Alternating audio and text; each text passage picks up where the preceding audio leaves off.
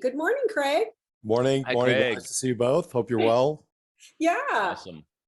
I'm going to go ahead Good. and do a screen share. All right, so this section of the four-part series is on understanding, for me, is on understanding what a responsibility-based culture is and what are the parts of that. Just a quick reminder, the crucial mindset section was really on making people front and center. And I know that's who you are already, Craig, but it's remembering what are the basic, most core causal effects that cause people to go into, uninterrupted struggles. And how do you set up an environment where it's not just throwing tools at people, but really helping them to change their mind and change their behavior.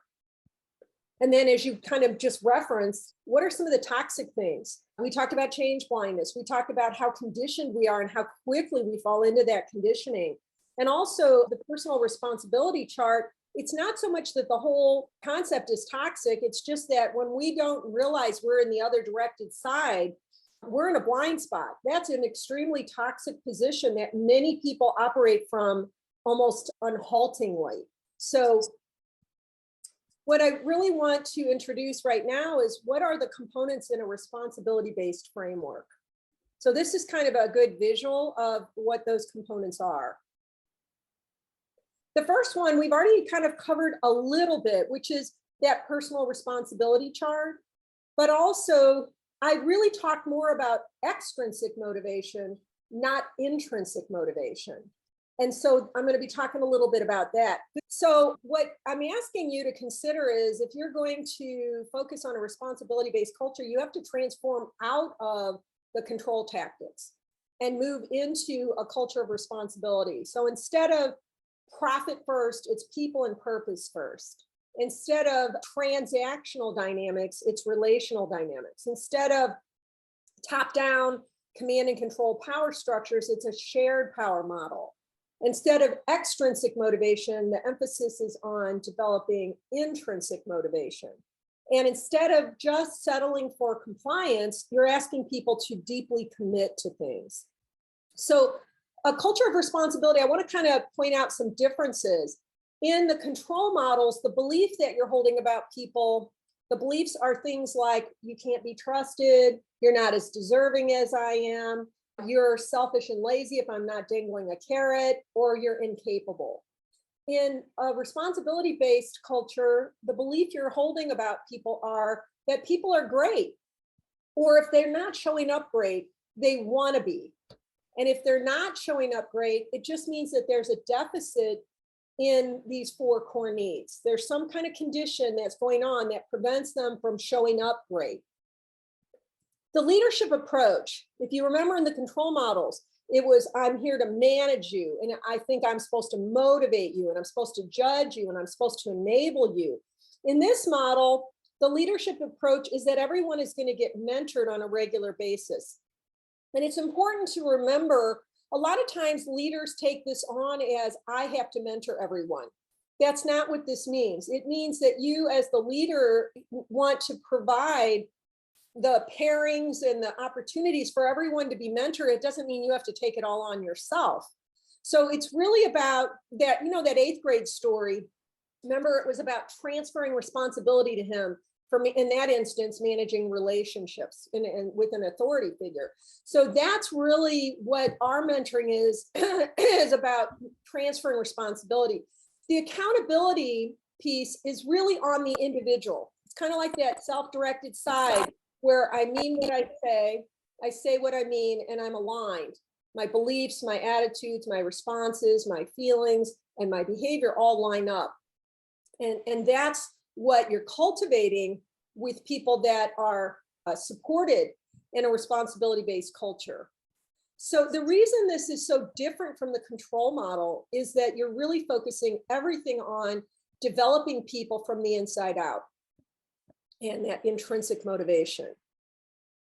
Setting aside a time specific to working on these skills brings that clarity, needed clarity to the team.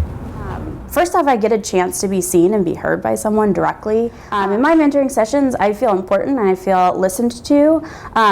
I also love the fact that I'm able to practice the tools that we learn in our sessions one-on-one, so that I can then take it back to the actual scenario that's happening and practice it live in real life. I think from the mentoring sessions, I get the fact that Kristen is interested and she's my boss. So it's directly related to just me being able to trust her. And so my mentoring sessions, I definitely get that support. Like if I feel like I'm not being engaged or I'm not feeling engaged, that I have the tools and the help and the leadership to help me get back on track.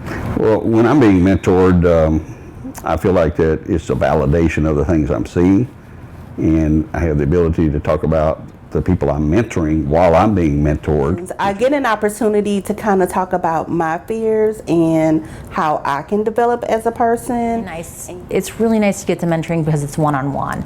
I can read a lot. You can read any book or get any information, but actually applying it to my specific instant situation is different. Having the one-on-one time very, very much helps with that. Okay, so I kind of showed a lot of people talking about this. One of the things that I think is undervalued or underestimated is the importance of mentoring. And in our model, it's very Socratic, and it's really designed to move people into awareness and then into action. It's kind of like if I were a personal trainer and you came to me once a month or once a week, and the first thing you did is get on the scale. You kind of figure out where you are with your weight. You kind of figure out where you are with your habits. That's what mentoring is designed to do. And so once people know how to live into a responsibility-based culture, mentoring is where the rubber hits the road. And it's the long-term behavior change that is most important. In a responsibility-based culture, it's not a one and done. It's, okay, now that I have all these tools, how do I apply them? And how do I get the support I need so that I'm able to talk about what's going on in a quick way that moves me into action?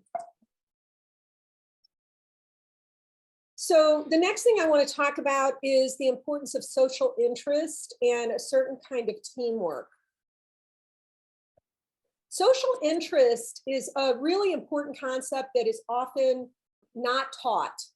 And I'm going to just kind of say this to you, Craig, and you can kind of think about what comes to mind. If I were to say to you, Craig, there's going to be consequences, what are you normally thinking if I say that? It's basically the word that comes to my mind is it introduces counter momentum. It's friction in the organization. It's friction in the process and the movement toward our objectives. So you think of it as friction. A lot of people would say when they hear there's going to be consequences, they think they mean that they're going to be in trouble. Oh. So that's a little bit different answer than is typically said, but it still was kind of that there may be some friction. So what I want you to know is social interest is considering the consequences we cause one another. Most people are focused on the consequences that could happen to me. And it's not that that's not important, it's just not the only thing that's important. So I put this picture up here of this handicap sign because this story always feels like a good way to explain social interest. I was at a grocery store and there was this mom with this little 5-year-old. And he said to her, why can't we park here right by the front door? And she said to him, do you see that $500 on the sign? We might get a ticket and have to pay $500.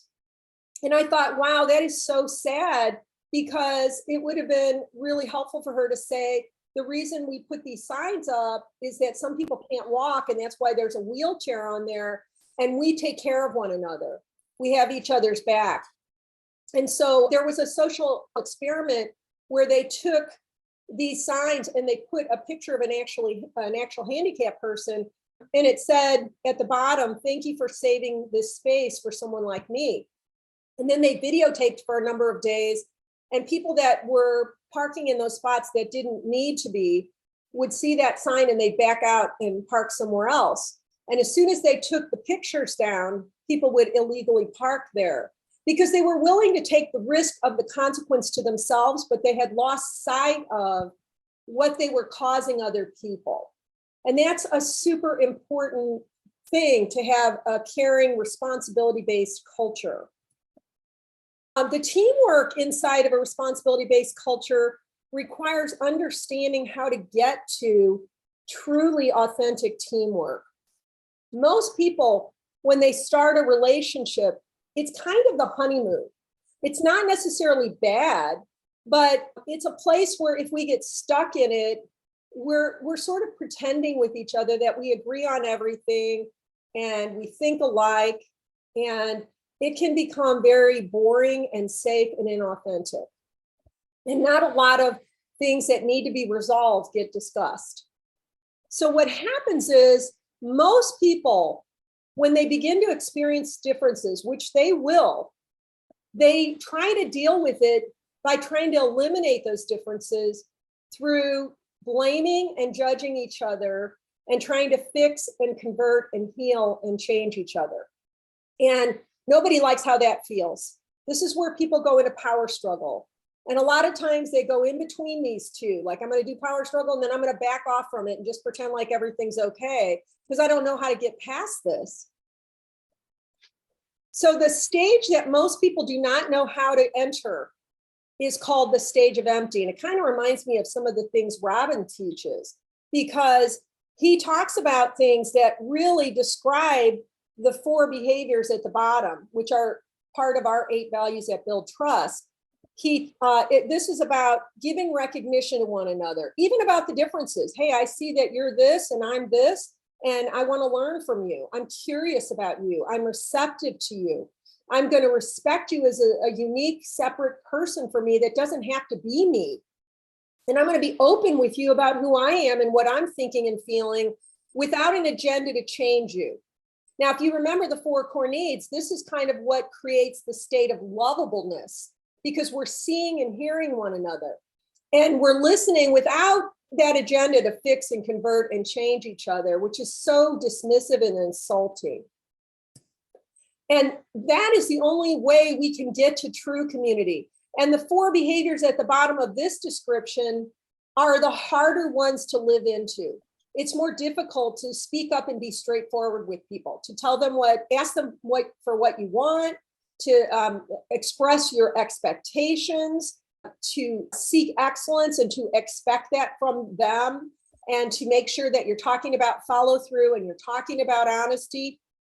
These are harder to do if you haven't developed that sense of trust that comes in empty. And a lot of people don't really like empty because it feels kind of passive, but it's not passive. It's super active, and it allows you to slow down for a little bit to speed up in a really effective way, because now you've built kind of a team that is definitely more focused on how do we help one another because we like each other and we are, we're feeling good about each other. And that's why empty is such an important step along the way.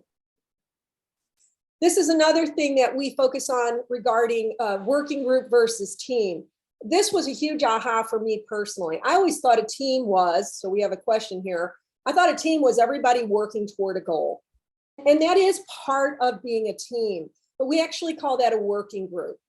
Because everybody's just kind of these separate little insulated components, all focused on their part of achieving the goal.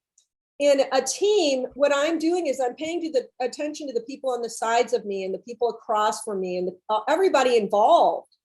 And I'm committed to the goal, but I'm also committed to making sure that everyone is reaching their goals and becoming wildly successful. And to some degree, people at first say, well, isn't that going to be a lot harder than just me minding my own part, which is important too, but it's not, because imagine stepping into an environment where you can feel the intention that everybody wants you to be wildly successful and that they care about that. And so that's a part of what we mean by social interest and teamwork. We also help people to understand what emotional intelligence is and why it's important. And you guys might already know what this is, but a lot of people don't have an anchor for remembering what it is. So I'm just going to assume that this could be helpful to you. Emotional intelligence has 4 parts to it. One is just being aware of ourselves and recognizing what emotional state I'm in, what strengths and weaknesses. And then it's about managing myself. I could know that I'm overweight, but not manage that I'm overweight. So awareness is separate from actually managing ourselves.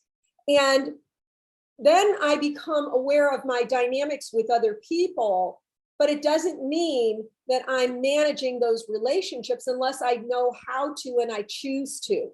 So one of the things that I always use to anchor these 4 concepts is I think about when a dog comes at you. If you guys were raised the way I was trained that if a dog comes running at you with hostility, I stand still, I calm my body, because I know my self-awareness says I want to run, but my self-management says calm yourself and don't run.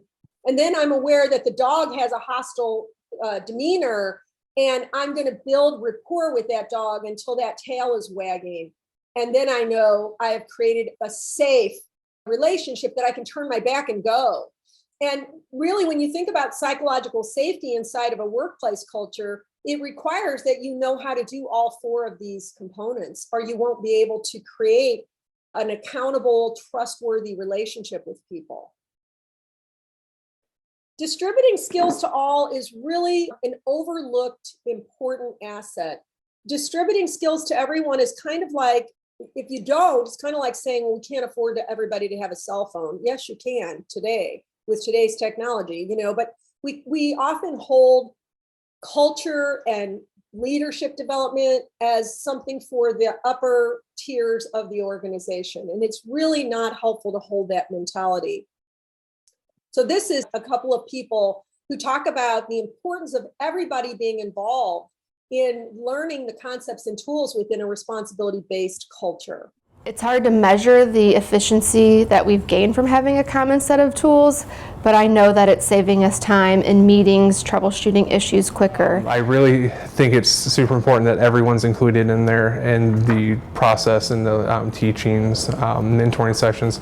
We can prompt each other for gaps. If we start to go along a tool and somebody says, oh, will you do it this way? Or you forgot that piece, or that was perfect. And we can support each other. And there's no secrets at all. It's all out there. There's nobody that's the keeper of the knowledge, or you don't have to get to the next level. Everybody's included. It's more equal that way. If everybody knows what we're working on doing, then they understand that we're trying to improve them, number one. And not only that, they understand when I say something, there's a framework and a language that I can use that we have a common understanding of. So I just want to mention the fact that what's going on in a lot of communities and cultures is that inequality. And so when you include everybody and you mix people up, it breaks down the artificial separations that come from centuries of sort of a top-down approach to things.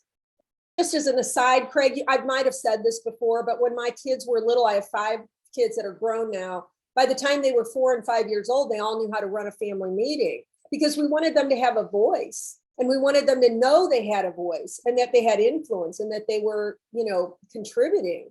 So that's why everybody being involved is super important. The foundation to the house is what's called trustworthiness. And I showed you those 8 behaviors in those stages of teamwork. And what's important in trustworthiness, by the end of people learning at least our model, they know the behaviors that build or break trust. And so trustworthiness being foundational means that everyone in the organization is asked to make resolved issues with people the number 1 priority. That means if you're in your workplace, if I were mentoring you, Craig, once a month, and I came to you and I said, Craig, do you have anyone in the workplace where you don't have a 10 with them? And a 10 just means you have nothing unresolved. Doesn't mean you're best friends. It just means you have no issues with the person. And maybe I ask you that question and 2 people pop in your head. Oh, I've got a couple of people that it's not a 10 with. Now you have self-awareness and social awareness. And then if I were to say to you, what number would you give the first person on a scale of 1 to 10? If you say a 2, that's telling you and me that that relationship is not just a little bit unresolved, it's kind of in a crisis. And again, it might be a surprise to you if you haven't even considered it. Now, when we're teaching people this, we're not telling them to say the name of the person or to tell the story about what is going on. It's really more about understanding what are these 8 behaviors. And if I don't have a 10 with someone, which of these behaviors am I violating? and which of these behaviors are the other person, are persons violating. So now I've got to read on the social relationship dynamics. I might have all kinds of problems with someone, but the goal in this work is to say, let's just work on one of them. And you've got a whole set of tools. Which tool do you want to use, and which of these behaviors do you want to start cleaning up? And that's where you've taken somebody from self-awareness and social awareness to managing yourself and managing the relationship. And that needs to be something that's done super fast, just like you could see in that little 8th grade story. He was already ready to go and take action because there wasn't a lot of time spent on blaming and explaining and all of that kind of thing. A lot of people think this is an optional thing to make trustworthiness priority. In our world, we say it's foundational and it's a need to have, not a nice to have.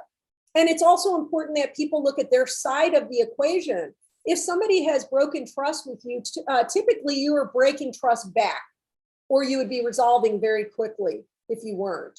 So it's important that people not only see I have a relationship fracture, but I am part of the problem because I've dropped my respect, or I've dropped my seeking excellence, or whatever you've dropped because of the way the dynamic is going. So it causes a level of accountability to rise. So these are the behaviors that build trust. And I just want you to know that by the end of working with our company, at least, everybody knows all of these 8 behaviors and they know the difference between them. Because you might look at this and go, what's the difference between honesty and disclosure? Or what's the difference between straightforwardness and honesty? And there are some very distinct differences, but it becomes important to understand that these are happening. If I'm talking to somebody and they're having a problem with another person, I'm listening for, oh, they didn't follow through, or, oh, they just showed disrespect in that dynamic. So that you kind of think in terms of, I'm aware of what the problem is and how to solve the problem. So here's a little video about how this has impacted somebody and what they now feel capable of doing because they know about these 8 values and have chosen to make trustworthiness foundational. I like how in Lifeworks we break it down into what it actually means, and that we get very specific information on how to show up as trustworthy. Because if we don't have the same definition, then we can't get anything done. So it really, really helps to all be speaking the same thing.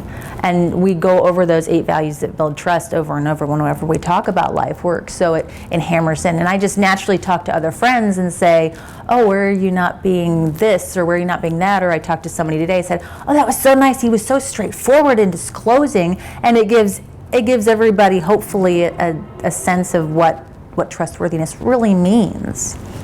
I don't just accept that, oh, that's just the way this person is, or that's just the relationship, or we just don't get along well. I can go further than that now because I know it's totally possible for anybody to have trust. And I know, how there's diagnostics, like somebody asked about the symptoms. Because I know the 8 values that build trust, I know what symptom is being shown, and I know what the treatment is to address it. It's a lot different than just having a vague sense of I'm not getting along well, or or assigning them some kind of motive that might not be true. They might be acting that way because I'm not showing up in some way, or they might not know that I want something for more trust. So having that spelled out gives a lot more distinct actions that I can take to build it up again. So I do know immediately when it's not working, and I see it everywhere now, and I can make it better. Yeah, so I see it everywhere now. That's what happens when we start to understand where breakdowns occur and how they occur specifically. And she talked about how I used to write people off as I just don't get along with that person. We want cultures where nobody's writing anybody off. I was working with a group recently, and I asked for the aha. And one of the people that was in the group said, oh, I love the 8 values that build trust, because I'd been helping her with some of her people work through broken trust. And she said, what I realize I want to do is I want to do this with people that I care about. And I said, no, you want to do it with everybody? Because if you selectively say this person is not worthy of building trustworthiness with, those are the people that you most need to build trustworthiness with. And it's a slippery slope to start excluding people from this whole notion of you're deserving of my trustworthiness. So it's another thing that's fully distributed. I just want to remind you that Einstein said, if you always do what you always did, you always get what you always got. And what we're always doing that we've always done is go about recklessly with no emotional intelligence and no accountability and no structure for changing not only our minds, but our behaviors. And so I just want to end with that so that you have a few minutes at least to share any ahas or ask any questions, Craig, about this kind of a culture. Yeah, this is very important, very helpful. And Judy, what I often find in the companies as I reflect back in my career is this overarching theme of control and thinking in leadership that control will beget results. And it's a fallacy. And so I really, what this reminds me of, again, because of my frame, is something I thought about, memorized early in my life in my walk of faith, which is Philippians 2:3 and 4. I love this. It says, don't do anything from selfish ambition or conceit, but in humility, consider others more important and significant than yourself. And then let each of you look not only to his own interest, but the interest of others. It's that selflessness that characterizes this approach. But there is a redemptive mindset that I think needs to be in touch with this, because it's not expedient to, this is really interesting. And I would love to hear at some point your Lifework's, your ideal sweet spot kind of companies or leadership types, because I know that for so many, if I were to talk to them about this, it would just kind of bounce off of them because they're like, well, this is a nice to have, but it's not it's not a core need. And so I'm fully bought in on this, especially understanding what is my part of the problem. I recently heard a story where a husband was in therapy and challenged to characterize the relationship. And it was all about putting him in the best possible light without taking any personal ownership. So that's a selfish aspect of human Let me nature. comment on a couple of things that you said. Please. First of all, part of the reason this is valuable to you is that you have a high priority set of values that say relationships and spirituality and inspiration are very important. And a lot of people, they're not looking through that lens. And that's okay. They're suffering for it because they're not aware of what it's costing them. So, bravo to you and really all of us in this group. We care deeply about people and we know that that's the foundation for everything, is how people are developed. The one caution I have, and I have had this conversation with Robin. In fact, I just submitted an article called Why Servant Leadership Can Sometimes Be Top Down. And while I believe in the end result of Philippians, that we want to become about others, that's why we teach social interest. Many people in our society don't even have a self to be selfless to others. Like in our model, the important thing is that everybody feel supported, acknowledged, validated, understood, empathized with, so that they have a foundation that is capable of becoming selfless. And I know that sounds kind of crazy. This is where maybe I might even differ societally. You and Robin are both white men, and this is not an issue about male, female exactly, but certain people in the world have had certain advantages that allow them to have a center, an individuated center. And that allows them to then put that self aside and care for others. In our model, what we're trying to do is create the dynamics where people discover who they are and then are asked to care about who their neighbor is. And it's really like that whole biblical thing of love your neighbor as you love yourself. There are people that when I teach them about the personal responsibility chart, their reaction is, I never have been given the green light to ask, what am I feeling and what do I want? Mm-hmm. You see what I'm saying? Yeah, so you absolutely. can't. And I say this only to you because I was raised in a family where I was taught selflessness before I had a self. Mm. And it was harmful to teach it before I felt even seen and heard. And that's why I just caution you to make sure you temper that with, yes, we want to ultimately achieve where we're all caring about each other, but that means you need to know who you are and you need to be validated for who you are. So I hope that's an okay, little clarification. No, it's perfect. Yeah, you can't, exactly. I understand. The last question I had, later we can talk about, maybe Robin can touch on, is this, I've encountered this now 3 times in my career. It's CEOs that are MPD. So the consequences of lack of understanding and focusing on social interest, it's because they don't get that. They don't have the emotional IQ, the understanding of the impact and weight of what they say on others. But I've seen this more times than I care to, and I'm trying to understand what is my role in helping, like the dog you talked about. How do I self-manage? How do I, to social awareness and relationally help MPDs move through this, or if it's even possible, then it's because they have a brain for one versus a brain for two or three, like the handicap example, handicap sign. When people have a brain for two, or even more healthily, a brain for three, where they're not just themselves and the other, but the larger picture, that's super great. But MPD, boy, it's just like brain for one, period. So anyway, love to hear more about that at some point. I don't want to take from Robin's time, but I definitely will talk with you about that offline or at the end of this if there's time for you to stay a little bit. Okay. Robin, thanks. I gave you co-host. Okay, Thank great. you, Greg, I appreciate your interactions. Welcome. Thank you. Yeah, and Greg, I'll pick up on that too. My philosophy of life is everyone's on their path. And if someone's on a path where they're so self-centered, and all you can do is be a resource for them, if they're willing to start walking a different path, and make them aware of that only by modeling the behavior that is healthy behavior to model. And also, I always saw my responsibility when dealing with individuals and CEOs that are like that is if I can't do anything about them, because you can't control anyone else, as we're talking about control here, all I can do is mitigate their impact on those that they're affecting by being a good model and a good servant for them.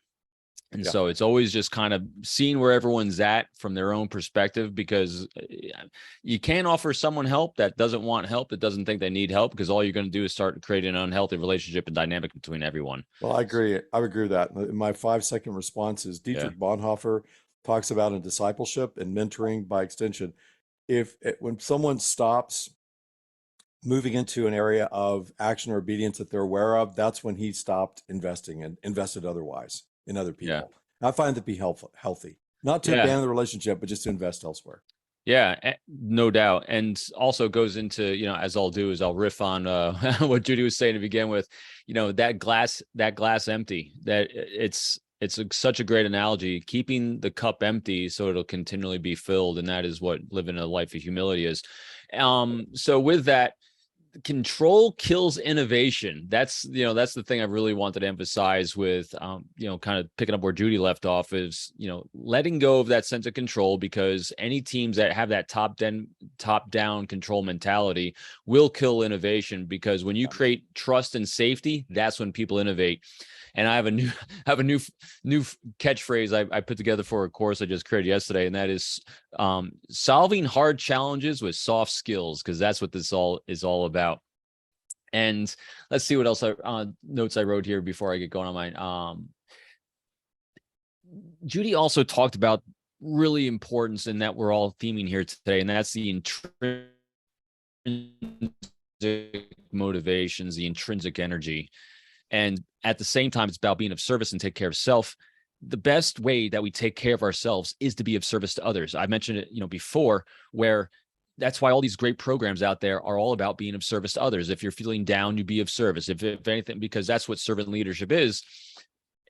It's a misnomer, I think, where people think you have to be a servant leader because you have to be altruistic and always about everyone else. Yes, but that's the way you take care of yourself, because that's where your energy comes from. I remember when I first went through Marine Corps OCS, Marine Corps boot camp, basically for officers, we were never allowed to sing Marine Corps cadences. We couldn't talk. We couldn't whisper to each other. It was hardcore silence all the time. And meanwhile, when you're seeing the movies and everything, and even Marine Corps boot camp, where you see the Marines, chugging down the road and they're all singing these motivating cadences and everything, we didn't do any of that at Officer Candidate School. And when we sat down with our platoon commander once, a Marine Corps captain, always have these mentoring sessions, someone was brave enough to raise their hand and say, "Hey, sir, how come we never sing cadences?" And he goes, "Oh, that's a great question. If we sang those kind of cadences, would you feel motivated? Would you get energized by them?" And we said, "Yeah, absolutely." He goes, "That's why we don't. If you're a leader, you have to figure out how to get your own energy, because if you start taking your energy from your people, you're not leading. You have to find your energy from within. And how do you find your energy from within? You be a resource for people's success.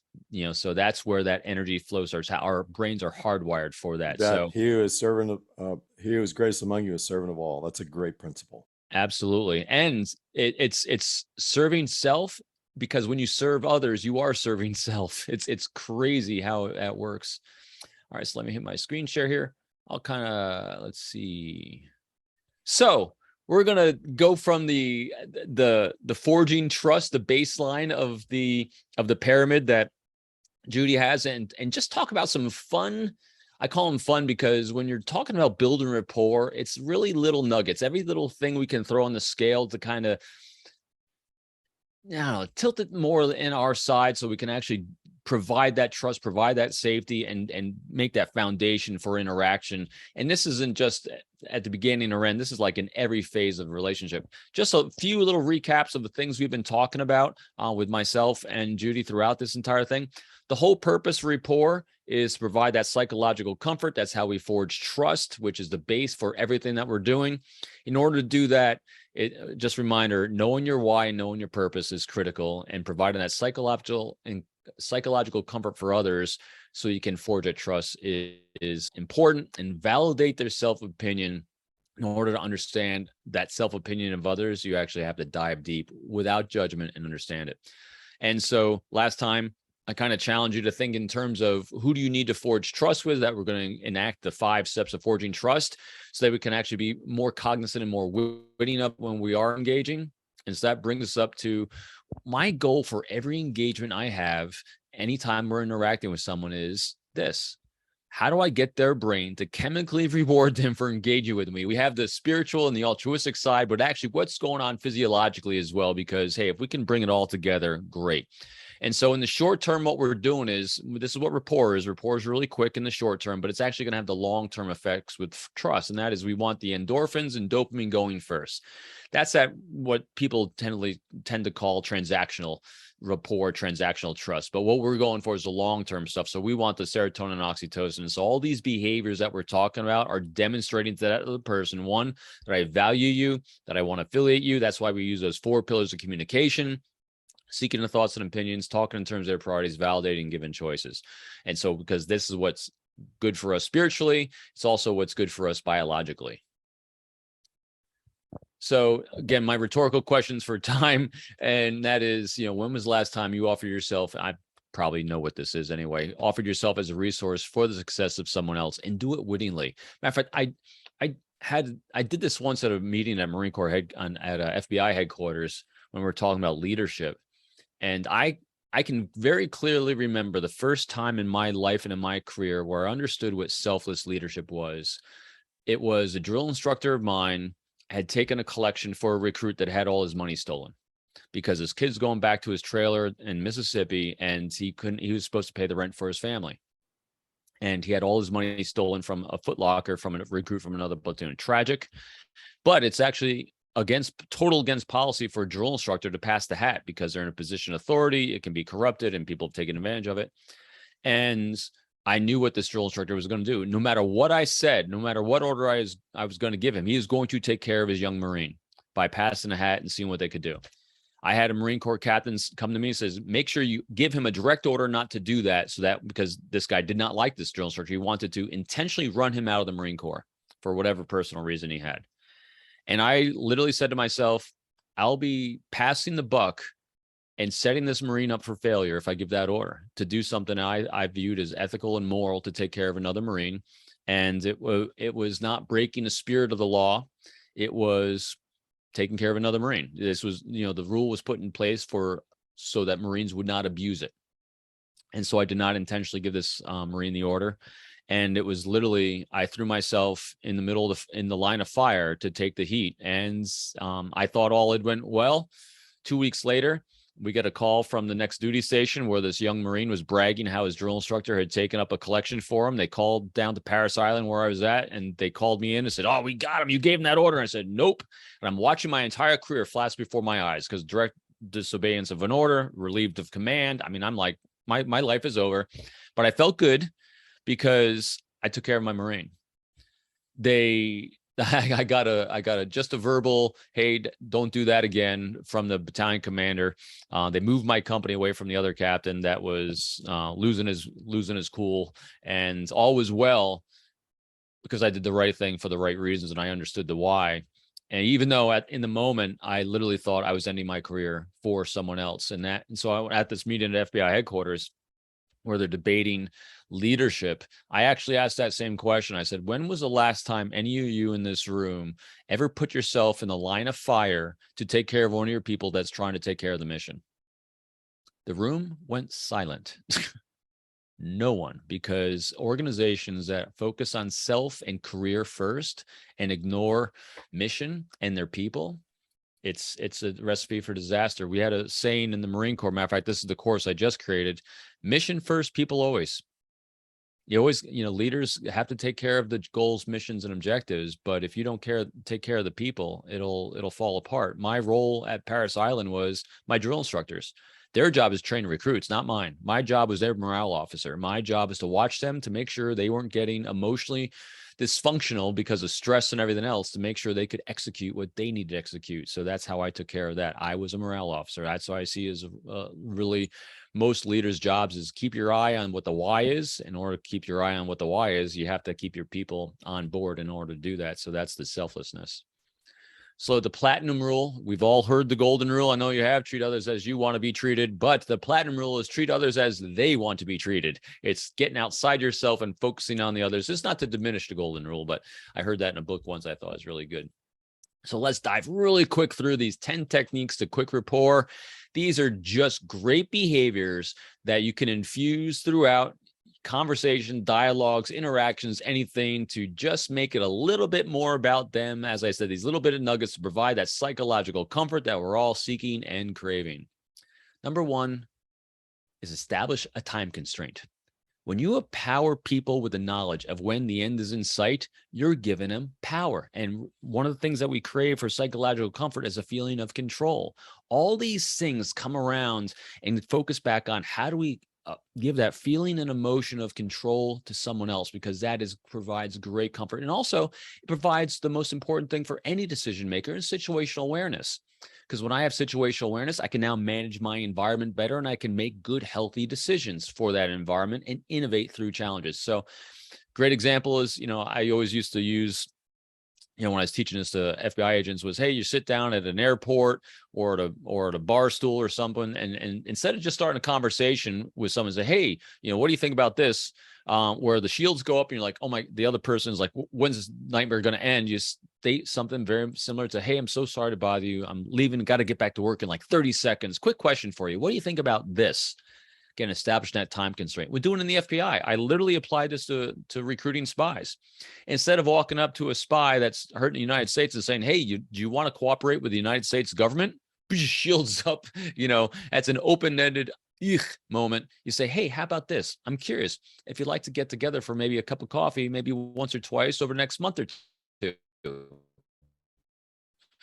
We can kind of share each other's priorities, share each other's challenges in life, and see if we have resources we might be willing to exchange with each other. If not, completely fine. We go our separate ways.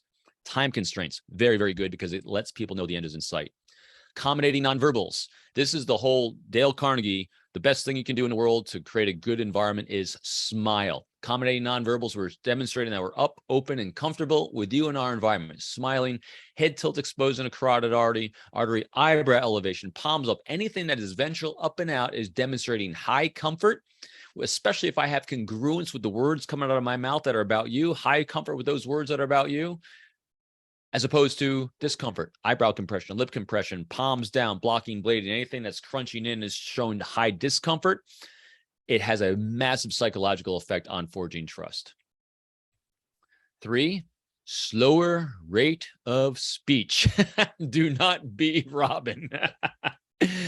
They did great studies on this. You don't want to be the overseller. And there's multiple reasons for this. One, you want people to clearly understand what it is you're saying so they can hear and listen. They can process the words that you're saying. And also, it also has to be commensurate to the demographic in which you're in.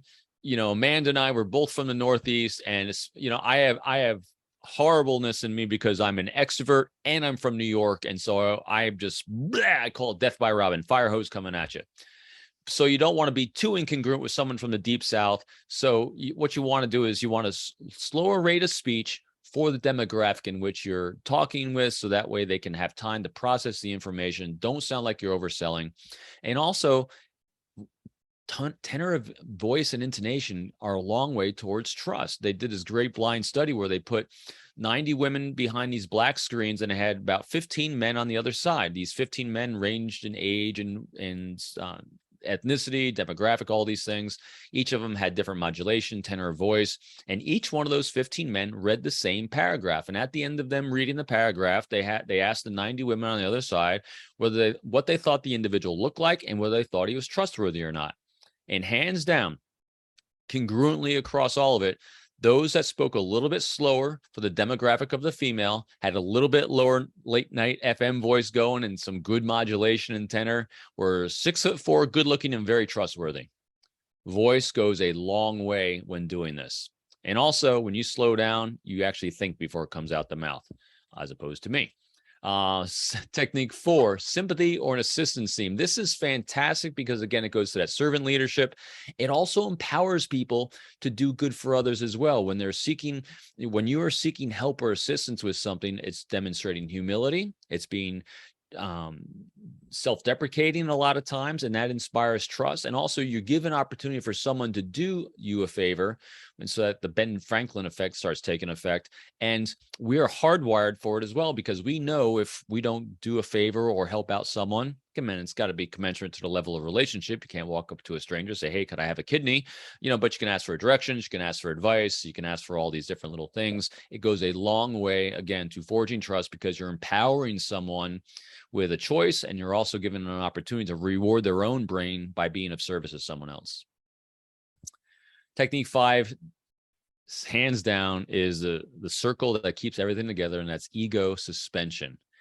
Stay humble and just suspend that ego. And part of that always is, do not argue context. Everyone has a different information flow from where they get their information from. You obviously very Christian, very, that's a big part of who you are. And from our conversations, I already know you do not judge others that have different backgrounds, different religions, spirituality, all those things, or lack of it, because we know if you automatically discount that or judge it in any way, shields up, no information flow. It's amazing to me. I get in such fascinating discussions. I say words like this. I said, if you want to send up shields with someone right away these days, it doesn't matter if you're on the left or right or anywhere else, because everyone's been accused of this. Say the word fake news.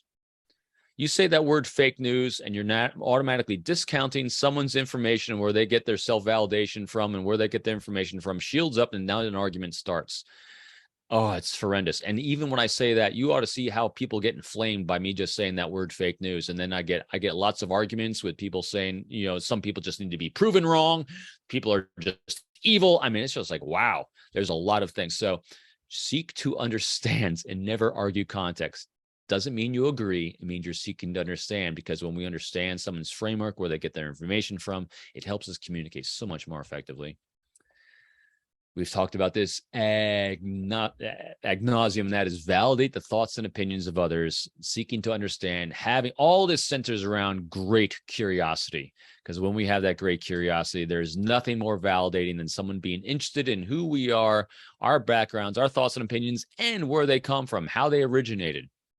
I spoke to someone on my podcast yesterday, and it was interesting. She was an investigative reporter. And before it was for the podcast, she was interviewing me for an article, and she gets me on the phone and she said, "Oh, Robin, I looked at your background. I'm ready for your questions. So here's why I'm an investigative reporter. I started back here. I worked for Axios, and then I'm working at the Daily Beast, and I'm listening to all this." I said, "Well, that's actually not my question." She goes, "Oh, really? What is it?" I said, "Where'd you grow up?" And she goes, "What?" I said, "Yeah, where'd you grow up?" She said, "Oh, I grew up in Chicago." I said, and what did your parents do? I'm just curious because, you are a very inquisitive, curious person. She goes, well, I don't think it was related to my parents. My parents were scientists. Both of them were scientists. I said, I know. I see your reaction. I said, that's why you're so curious, because you came up in a household that was full of curiosity because they're trying to understand things. She goes, wow, I never really thought about that. Do you think we have a great relationship? Yes, because I validated her thoughts and opinions. I sought that curiosity. Again, just curious about how people are who they are today without that judgment. Just fascinating stuff, dude. There's a few ways to do this. One, listen. And listening just isn't being quiet. It's actually paying attention to the words coming out. And there's nothing more empowering than when you can listen to the first thing that someone says, the last thing someone says, and repeat it back to them. Follow up with it the next time you engage with them. Pay attention to the words people say, because it means more to them than anything. And another way to do it is thoughtfulness. With my podcast and anything I do, I have my handwritten thank you cards back here. I think I mentioned it before. It goes out. It's hardwired into me to send a handwritten note. Matter of fact, if I do not get, matter of fact, Judy, I don't know if I got you yours just because you started earlier on with me before I started doing the handwritten thank you notes. It's actually hardwired into me, part of my habits that I created, because now if someone if someone on my show does not send me their address, I get like really itchy and this is something I used to really suck at. So but now it's like part of my hardwire. I have to send thank yous. It goes such a long way. The candied apples here. Just a quick story. My wife's father, my father-in-law, who we love dearly, passed away a few years ago suddenly by a heart attack. And a favorite family tradition of her and my wife growing up was carnival food. Matter of fact, the first question I had for my wife when we first started dating, what's your favorite food? Because I was thinking Italian, Chinese, something like that, take her out. And she said, carnival food. Very unusual answer. and trying to understand why. And she said, well, because growing up in New York, they used to go to racetracks in Saratoga, and that she used to love having carnival food with my father-in-law. And so candied apples was one of those favorites. And so a good friend of mine, hearing my father-in-law passed away, instead of sending flowers, sent a gourmet candied apple basket from this place in New York with a letter of condolence from my wife. That was extremely personal, extremely thoughtful, and just class act, because you paid attention to the individual. It goes a long way to forging great trust and validation. Technique 7, seeking how, when, and challenges questions. When in doubt, you want to understand people's pain points. This is it. Understanding and getting that context, because that's what this is really good for. And I say challenges questions because I love asking what people's challenges are, because when you say, hey, so what kind of challenges are you dealing with this week? What kind of challenges you have in your current line of work? What kind of challenges you have in your new employment you have? You're immediately going to get that understanding of pain points. And now our brains can start working on, hey, what resources / relationships can I bring together to solve these pain points for people? Technique 8, connect with quid pro quo. And this is where we throw a little bit of anecdote, a little bit of story to demonstrate that, hey, similar background, similar interests, similar likes. I worked 22 different nationalities throughout the course of my career, and I worked espionage cases as well, where people are doing heinous things against the country. And I'll tell you, if you committing espionage against the United States, that's usually not the only thing that's going sideways in your life. If I had the ability to connect with someone based on a commonality, any human being can. And my normal connection I usually made was growing up. Everyone grew up, and everyone either had memories of childhood, good, bad, and different, parents, family holidays, traditions. All these things are areas where I will find a connection to share, because you don't have to agree with someone. It's just forming that commonality and common bond. It's one of the first ways we make connections, is a share of anecdotes and stories without judging. And again, when you get that, you get context, you stop judging. It's just a great way to make the connection. Technique 9, gift giving or reciprocal altruism. We are genetically coded to love this and reciprocate it. Ancient tribal man, 10 guys go out on a hunt. One guy gets a kill, comes back to camp. What should he do? Share. We know if he doesn't share, if he gets sick, lame, or injured later on, he will be left to die. We are genetically coded to reciprocate, because we know that genetically and biologically, if we are not being of service to others, if we have the same needs later in life, we will not be taken care of. That's why even when we go overseas and travel, one of the first challenges we have is tipping. We do not want to wrong someone by not giving a tip in a restaurant or a cafe, because even in the back of our brains, even though we think we might not ever see this person again, we don't want to do harm to someone else. So reciprocal altruism goes an awful long way. And this, doesn't have to be materialistic. Reciprocal altruism is just, it can be implied, it can be non-material. Seeking to understand someone, asking them curiosity questions. That is a great thing to give someone, the gift of validation through being curious about them. Finally, 10, managing expectations. I have that picture of my wife and I up there because this is what I learned because of my wife. My wife is the natural validator of all human beings. She's one of these people that ask you about you, your family, your kids. She reminds me very much of Judy and Amanda, where they actually ask you about you and your family. Can't wait to hear the answers and follow up with more. The challenge is that when people are doing this, the other person's dopamine, their serotonin, the oxytocin, all those brain chemicals are going, and they literally get addicted to being validated. And so they never get the questions coming back at them. Like my wife, she'll sit there in the parking lot at the YMCA asking you all about your family and your friends and all that's going on in your life. And never once will the other person come back and ask her about hers. And she'll get upset. She'll get a little discouraged. And I said, no, it's because you're too good. It's the giant mind arts right there. I said, if you want to have that, you're going to have to interject it, but realize that as soon as you do, you're cutting off that dopamine and that brain drug is stopped. I always say sex, drugs, rock and roll, chocolate, and non-judgmental validation. It's all doing the same thing in the brain. You be the greatest person of doing this and you will be a rock star, but you have to manage your expectations because everyone, as we said at the very beginning, bring it back to that, everyone is walking a different path. Manage your expectations of people on that path and just continue to be of service. So this is just the quick next rhetorical question for you is, what are your strengths? And then most importantly, what are your challenges? Knowing what your challenges are, knowing what tools you're going to do to improve those things is what is key and fun in life. Bingo, bango. Look at that. I am right on time with 2 minutes left. What questions you have, Craig? Responses. Well, the questions are, again, psychological comfort is the core to the themes I'm picking up from you, Robin. So that's sticking. And I do believe fundamentally that control kills innovation. And in his book, Organizational Physics, which is my value add to you, if you're not familiar with Lex Sisney and his work, SISNEY, something you might want to take a look at. Sure. Organizational Physics, he says that every business is subject to the first and second laws of thermodynamics, that entropy happens when innovation is injected to overcome that drain, and also control leads to the quicker death. So, but this whole notion of being curious. One thing that I would add is my 11th technique for quick rapport is I have this mental concept that I repeat when I meet somebody, especially if they're new, and that is to give them my eyes. Okay. So that sound like, and I even go to step further. I shared this with you before, but I challenge my colleagues and others to notice the eye color of the other person that you're meeting with or people, because when you take the time to do that, it expresses even non-verbally. Yeah. Well, it's forced focus, but it expresses non-verbally that you care about them more than what can you do for me. Yep. So it's a very powerful, but I actually had a vignette this week where I challenged my son's context and it really shut him down. And so when you were talking about that, that's super important. And so, yeah. It's interesting. Yeah. And even and I'm sorry, Craig, go ahead. No, please. No. Yeah. With children, I get asked a lot because of children. Mine are grown like Judy's, and my son is a Marine here, as you all know, right up the road. At Quantico, going through, just graduated Naval Academy. He's a mechanical engineer. He's a smart dude going off to flight school next. My daughter's a very successful nurse in Northern Virginia.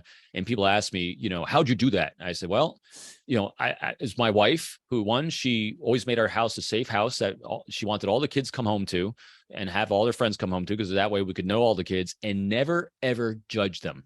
That's what the biggest challenge ever is, to not judge your kids and the choices they make. And so it was always asking them, anytime they had a behavior that we deemed a little sideways or a little off, it was always asking the questions, never telling them and trying to control them. Because my kids, we'd ask those questions like a lot of parents do earlier on in life. Hey, what are you thinking you want to do in life? What it is you want to go? My daughter got exposed to nursing early on, so she always wanted to be a nurse. So every time my daughter did something that looked to us to be incongruent with behavior to getting into George Mason University, where she wanted to go and becoming a nurse, we would simply ask, Caitlin, help us understand, how is this behavior helping or hindering you getting to where you said you wanted to go? My only role is to be a resource for your success, and I'm your loving critic to help you achieve what it is you want to achieve. If you don't want to go there, let me know. I remember my son once said to me, Dad, how come you don't ride Caitlin on her grades like you ride me on mine? I said, that's easy. Change your destination. Yeah. You're trying to go to the Naval Academy, and we live in Northern Virginia. Caitlin's trying to go to George Mason. You both are extremely smart. You're doing really well, but that competition level of what you're both facing is a little bit different. I said, if you don't want to do the hard work, no problem. Change what it is you want to do. So again, it's always back on them. That's good. And thank you. That's very helpful to understand. The final thing I'll say, because we're over time, is asking people about their story. It's so important. Something I learned from John Eldridge, Wild at Heart. It's people love it's honoring at the fundamental level. It just honors others when I take the moment to say, hey, tell me, not who you are, what you do, but where'd you come from? I mean, that kind of essence. And best question. It really, people are thrilled to do it, but you've got to set the context, the time constraints, all those other things. It's really fascinating thing too. Some people are much more guarded with that. Being a podcaster, it is my number one question I love is that backstory, that superhero origin story. It means so much to me because I love helping everyone understand that as awesome as you are today in what you're doing, because everyone's awesome. Yeah. I want everyone to see that it was not an easy path for anyone to get where you are. Yeah. And it's that commonality that you were talking about. It helps people establishing identify that commonality that gives you, like with the FBI work, you're looking for some connecting point, and there's some basics that are often there. Thank you for that, Robin. Very helpful. These continue to be life altering for me in so many positive ways, these sessions. So thank you. If we could quickly revisit the two things, and if anybody needs to drop off, please do. I'm good. Craig, I just wanted to check in with the group because I have time. I just want to make sure all of you do, because then we could answer any other questions or hear from you. How are you, Amanda? I have 5 minutes. 5 minutes. I'll be trimmed. Well, we'll understand if you drop off before we're finished. Yes. Yeah, I'll just do a quick silent wave so I don't interrupt. Great. And blessings on your baby's health again. Thank you. Two things. One, I mentioned briefly about NPD. And Robin, that was a helpful comment that you made. Any other thoughts, Judy, when you encounter narcissistic personality disorder, where people don't understand the emotional impact of their words and by extension, their control models and their toxic behaviors? And so, I've encountered these several times. So a couple of things. When I think about narcissism, there's only about 10% of the population that are true narcissists. And those are folks who, at least at this time in our history, they're perceived to not want to change or grow and almost incapable of it. Now, I don't buy into that, because I think if our society would change significantly, even narcissists would be able to put down their defense mechanism. But the truth of it is, when we're over-identified as a leader with a certain way of operating, we can be narcissistic in our behavior because we're coming from fear and limitation. So I think what I really loved about Robin's answers is that it is helping people to be in a position to know that they are worthy. And that's what I think I'm trying to balance with. Yes, being in service is a step toward loving your life, for example. But if you've never had anybody like your wife, she experiences not hearing back, Robin, like, how are you and who are you and what has happened to you? And so I think it's also a little bit dangerous to even put a label on somebody in our head, like, oh, this person is a narcissistic leader. Now they're in a monster box. I would work on asking those questions, like Robin was saying, what are your challenges? What are your objectives? Because even a person that I'm working with that maybe has a lower priority on relationships, a lower priority on love, or the things that we value as a collective, this four of us, there are still things that are important to that person that are on the front of their radar.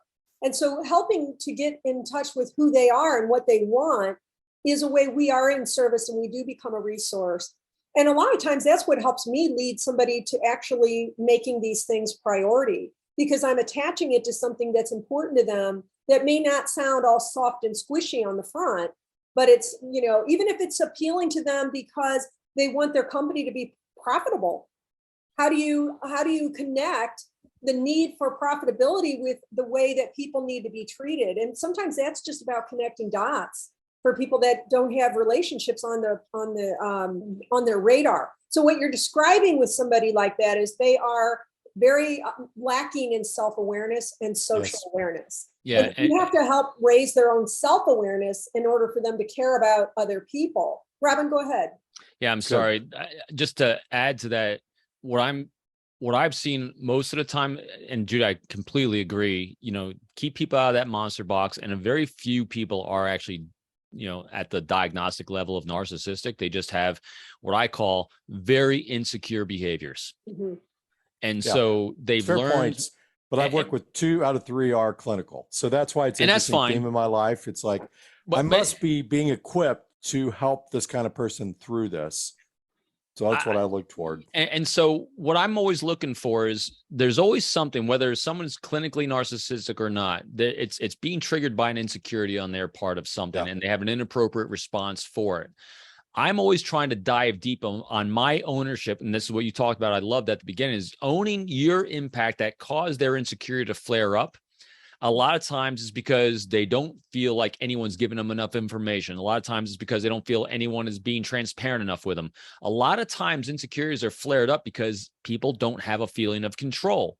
Mm-hmm. I will always then see what I can do to give them the information that they think that I'm going to first guess at it, but I will ask them, say, what more do you need from me to give you what you need to feel safe, to feel secure? That's what I'm thinking of, because that is what 90% of the time is causing that insecurity. I had a good friend of mine, when my team shifted up, she went to work for a supervisor who was one of these, controlling narcissists. And he was a typical manager inside the FBI that thought he was the best, thought he had all these great connections, and control.